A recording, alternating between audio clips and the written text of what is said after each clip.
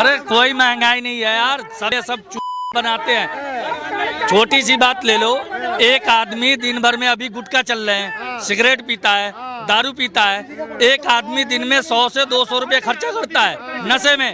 वो 100 से 200 रुपए डेली बचा करके रखे। देखो क्या करता है। मैं एक चाय की दुकान चलाता हूँ, छोटा सा है ना। 1997 में दिल्ली आया था बिहार से। चाय की दुकान चलाता हूँ, सुबह से लेकर शाम तक चाय बेचता हूँ। उसी में टाइम मिलता है, 4 बजे से लेकर के 6 बजे तक मुरमुरे और पकौड़े बेचता हूँ, है ना। आज मैं गांधीनगर में, है ना, 48 लाख का मकान लिया है। और लोग कह रहे हैं कि रोजगार नहीं है। इतना रोजगार नहीं है। मेरे पास भी आते हैं कारीगर, कमाते 300 है, 150 का गुटखा खाता है, सिगरेट पीता है, गांजा पीता है। कहाँ से बचेगा? मना कर मत खाओ ना। क्यों खा रहे हो नशे? क्यों कर रहे हो नशे? बचेगा? 100 रुपए का 125 रुपए का पौवा पीते हो, 105 रुपए का पौवा पीते हो। 105 रुपए अगर एक महीने में अगर 20 दिन दारू पीते हो, 2000 रुपए 2200 रुपए की दारू पी गई तुमने, हाँ। 2000 का गुटखा खा गया, वो 2000 बचा लो। बच्चे धीरू भाई अंबानी के स्कूल में पढ़ेंगे अगर नशे के पैसे बचा लिए तो। आपने सही बात की, लेकिन किसी को गुटखा महंगा नहीं लगता, शराब महंगी नहीं लगती, दारू महंगी बोलो। इधर आके बोलो, इधर आके बोलो। भी पैसा कहाँ से आएगा यार, ये तो बताइए यार। मुकेश अंबानी सब महंगी लगती है नहीं लगती है यार। फिर सरकार को कौन दारू महंगी लगती है नहीं लगती? नहीं, दुकान तो जहर की भी है, उसे क्यों नहीं खाते? केजरीवाल ने वो फ्री वाले थे, चले वही बात है ना।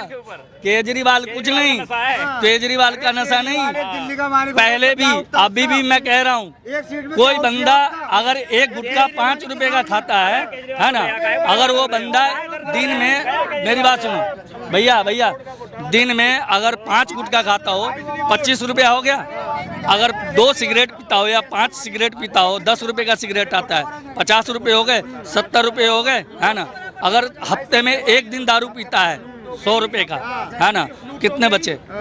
कितने पैसे हो गए? भाई साहब, लोगों को तो सिलेंडर महंगा लगता है, पेट्रोल महंगा लगता है। अच्छा, सिलेंडर महंगा लगता है, पेट्रोल महंगा लगता है। एक घर में 4 गाड़ी रखने की क्या जरूरत है? 4 गाड़ी रखने की क्या जरूरत है? आप बताओ।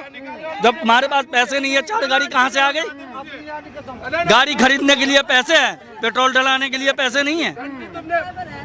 पेट्रोल डलाने के लिए पैसे नहीं है। सरकार को उम्मीदों पे खरी उतर पाए, नहीं उतर पाए। एकदम सही है, चलेगा और रहेगा भी, रहेगा भी। ऐसा ना बदलाव हो जाए अब की बार। कुछ नहीं होगा, कुछ नहीं होगा। ये कहते हैं ना ईवीएम, है ना, ईवीएम क्या है? सही है। पहले था तू कौन है, चल साइड में हट, ये ले रे छाप, अब जाके छाप ले।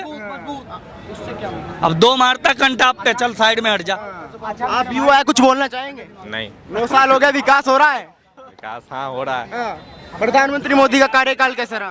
बढ़िया रहा है अभी तक बदलाव तो। होना चाहिए, नहीं होना चाहिए? बदलाव नहीं, अभी ठीक चल रहा है। अभी ठीक चल रहा है। हाँ। देखो जी, सीधी सीधी बात ये, भाई साहब ने अभी बोला बुलडोजर राज है। बुलडोजर राज ना था, ना होगा, ना किसी की हिम्मत है।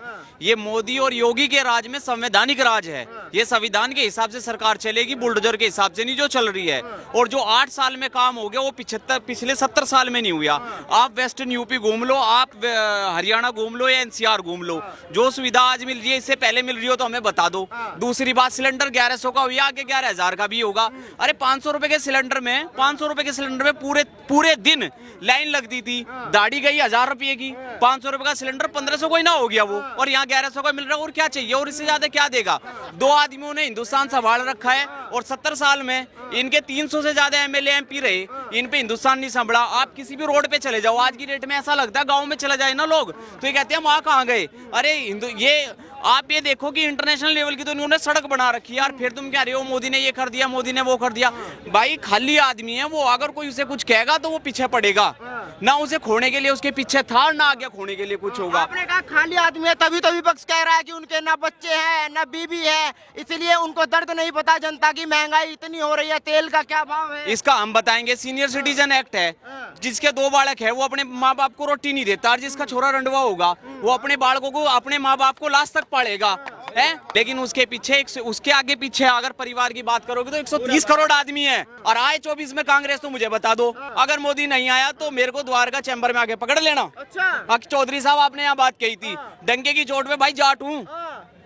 ठीक है, जाट हूं मैं, वेस्टर्न यूपी भी साथ में है और हरियाणा भी साथ में है, और नहीं हो तो हमें बता देना। ये दुनिया भर की मैं साहब जब किसान आंदोलन चला जाटों में नाराजगी थी। भाई बात सुनो मेरी, हम बताओगे।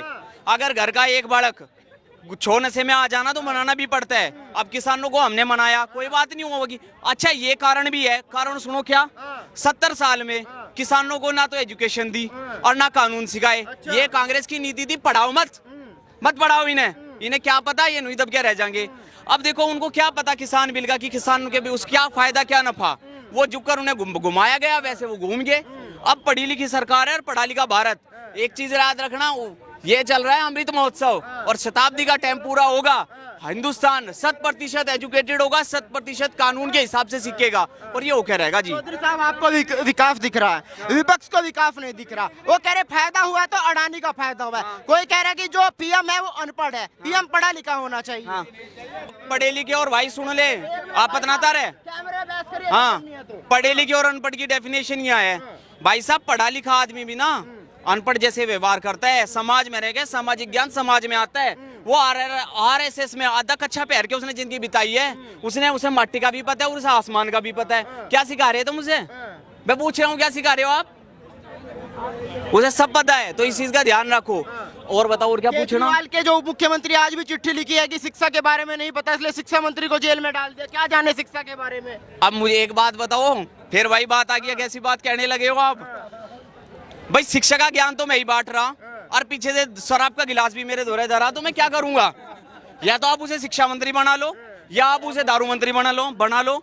अब दारू मंत्री वो शिक्षा, अरे 4 डेस्क कोई भी धर देगा, ऐसी बात नहीं है। तुम्हारी क्या एजुकेशन नीति है, क्या विजिलेंस है आपका, क्या प्रोविजन है, उस पे क्या सुपरविजन हो रही है, इसकी कोई बात नहीं करता। IIT वाले हैं भाई, स्कूल बनाए हमने दिल्ली में। आगे हम और भी बताते हैं। अब केजरीवाल की ले लो, जब तुमने आपकी बात ठाई दी तो आपने क्या है, आपने चारों तरफ एक पोस्टर लगाए, अब केजरीवाल आएगा निगम पार्षद निगम आपका एमसीडी में तो विकास होगा। अरे केजरीवाल नू तो बता दे, तो विकास तो करवा ले, लेकिन पावर तो सेंट्रल लेगी, काम तो सेंट्रल के हिसाब से होगा। अब भाई देखो बात ऐसी है, अगर तुम्हारा तालमेल नहीं बनेगा तो पटेगी आपस में पटेगी ना।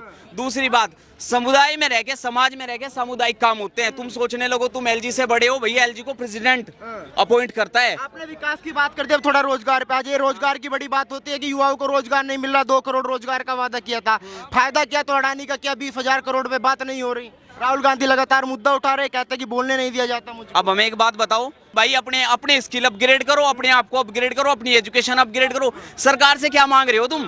क्या मांग रहे हैं सरकार से? नौकरी। किस बात की सरकारी नौकरी? क्या होती है सरकारी नौकरी?